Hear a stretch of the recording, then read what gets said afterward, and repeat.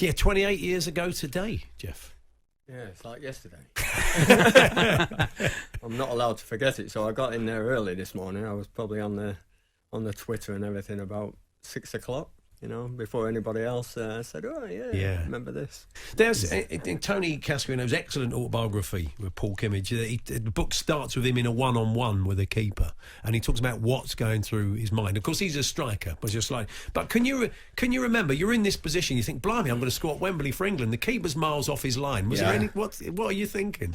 I actually saw it. It was such a good ball from Gary that it was weighted perfectly, and I think if I had to stretch for it or had to do something that took my mind off what was ahead of me, I think I might have done better. But because it was just there for me, and the keeper was in no man's land. Yeah. And for some reason, I thought, chip him. But looking at it now, me personally, it's obvious to just bend it round to the left of him. With this wonder of a left foot I've got. Were you known for your chipping, Geoff? Or? No. Oh. No, it's probably the first and last time I even attempted something like that. How does it feel to be... Because in many ways it cements you in people's mind's eye, does. And you've managed to turn it into a massive positive as well. Yeah, I mean, you haven't got a choice really. I mean, probably the week after that, because there wasn't a social media back then, it seemed to die down, because we won the game and Alan Shearer scored on his debut. There was other stories being flagged up straight after the match, but then there was the Mary Whitehouse experience. Okay. Deal and various characters. Yeah, Rob Newman and stuff. Yeah, and it was on there. They were just ridiculing me. Dear. And Danny Baker on the radio was giving me stick. So, it was coming from all angles. And, so you had to, as a sports guy, you had to just swallow it. And, I remember playing at, I think it was West Ham a week or two after, and he was singing, "If Geoff Thomas can play for England, so can I." So it was your last cap, though, I understand, as well. Strange that. But I mean, there's no reason why. I mean, no. It's just a bit unfortunate. But I played 8 games before that game, and never lost in an England shirt. So it was strange as well. Graham Taylor, obviously, I think he was 9 of 13 games that he went undefeated when he took up as manager. Yeah. And he was under pressure because it was heading towards the Euros and he had to get it right. And famously, he got it, totally wrong when he got there. But, I think because you were at a lesser club back then, people were looking for any excuse to have a go at you. And to be honest, I was not a Paul Gascoigne. I was more of a up and atom sort of player. And I think in England, maybe we're looking for something different at the time, but I got replaced by Carlton Palmer, a good mate of mine, and it still hurts today. Yeah. I've got a bit more of a personal question for you, Geoff. I think you were in this game that is one of my favourite games of all time, because I'm a Torquay United fan. Yes, and were you in the Bryn game in 1987 on the last game? I was captain of crew at the time. Captain of crew on that day. I was bitten by the police. Yeah, well, it's on Netflix. There's a documentary called Losers on Netflix about that day. Yeah, I actually watched it because of that. Yeah, it's an amazing day. You were 2-1 up, and we needed to draw, and a dog ran on the pitch, bit one of our defenders. And in the extra time, Paul Dobson scored. That's what happened. Well, the midweek, I think, before that, we were struggling ourselves, and we beat Burnley quite convincingly. But, and you were safe. I remember you were safe. Just safe, and we just proved that probably a week or two before that. And I had a massive cut on my head, so I had a big bandage on, and it was red hot down there. Yeah, were you at the game? Baking it. I always thought I was at the game. It turns out I wasn't. Well, you're far too young. I'm not. I went regularly the season after, but I was at my nan's. I thought I was at the game, but I wasn't. I was at my nan's that day. David Platt played as well. David Platt's in that team, isn't he? Yeah, there was various players that went on to bigger things, but wow. Yeah, sorry to make it personal about Torquay United as always. Last time you were here, Geoff, was to tell us you were getting back on the bike again and doing the Tour de France one last time. You've, as somebody who survived leukemia, you've done so much for leukemia, Cure Leukemia as a charity, and you're going to go one last time. You say to do the tour route. One last time, and when I was on air last time, the response to actually from people to take part was incredible. Fantastic. Because you were looking for 15. We were looking for 15, but we had 20. Well, we had, to be honest, about 160 people apply. Wow. So we whittled it down. and we've got down to 20. Sadly, one's just dropped out for personal reasons. Mr. L. Armstrong. Don't bring that up. Don't bring that up. That's from the past. But we've got a really strong team, and the guys are all committed to raising a lot of money, £30,000 each individually, but some of the guys are going to go way past that. So as an event, we're looking for Cure Leukemia to raise over £1 million. Wow, fantastic. I mean, you're going to have, to help with that, you're going to have a Geoff Thomas Day, aren't you? Yeah, I think it's... people always come up to me, after the fact of saying, I wish I could have done something. Well, this time, we're giving you the opportunity to help. You don't have to get on the bike. July the 4th is probably stage 9 when we're going around mountains, around the Pyrenees somewhere. But and that day... really full of regret by then. Yeah, exactly.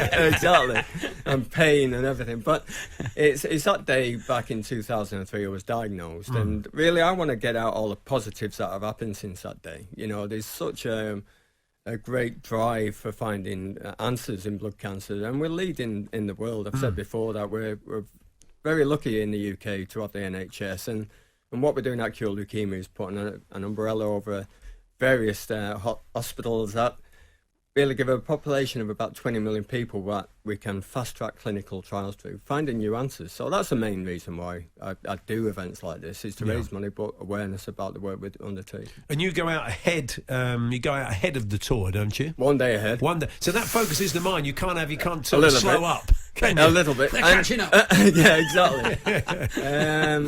I remember the first time I did it back in 2005, because I don't think anybody had done it. Anybody was saying...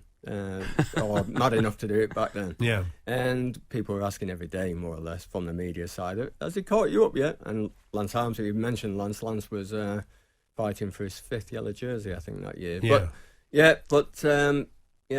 Like I say, we've got some really strong cyclists this time as well, which is going to put pressure on myself. We should touch on that, because Charlie brought it up jokingly, but the thing is, you've talked about this, and it's a very interesting sort of dichotomy, really, that when you were going through what you were going through, he inspired you. Subsequently, what happened afterwards with Lance Armstrong is one thing, but at that moment, it was what you needed. That book and that story is what you needed, wasn't it? It was for millions back then. I think the book sold, and the yellow wristbands were all around the world, and through Nike and everything, the millions was raised for his charity. I think it was $500 million or something that he raised. So I looked on that side when I engaged with Lance back in 2015, because I wanted to celebrate 10 years of remission.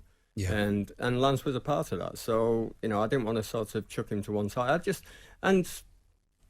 Naively, I wanted this word redemption and give him a chance to get back. And, he helped out. He did it for free, and he's gone back. And now I've just heard that he's doing an event in Mallorca, and people are actually paying £30,000 to ride alongside him. So, things have moved on. And so Geoff Thomas Day, people can do whatever they like. They can have a game of football, they put 5 aside, they can maybe ride for a few miles on a bike, but just to kind of show our support and to raise some money for the charity on that particular day. That's it. I mean, we're producing a Callus are the kit sponsors, and they produced a yellow jersey, which is it's very special, actually, but it's people can go online and buy that at Cure Leukemia's website. But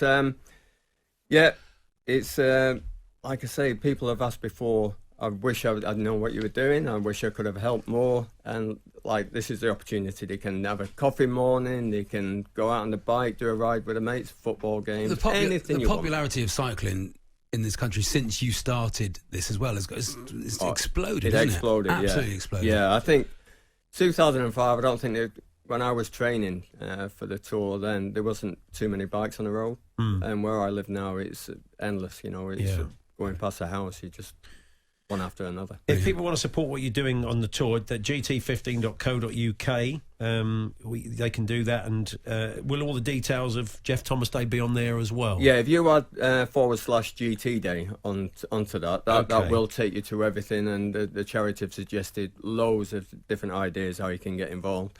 the GT15.co.uk it tells you all about the team, the guys who are taking part. We'll put that out on our social media here at TalkSPORT as well today, so if you want to check that out. Good to see you again, Geoff. And Thanks, how's it feeling at the moment? How's the training been going? Well, with the weather, I am definitely a fair weather cyclist, so I've been stuck indoors. Static bike. On the old static bike and not doing an awful lot, to be honest. But I'm actually going to see my daughter in Australia for 3 weeks tomorrow. Right.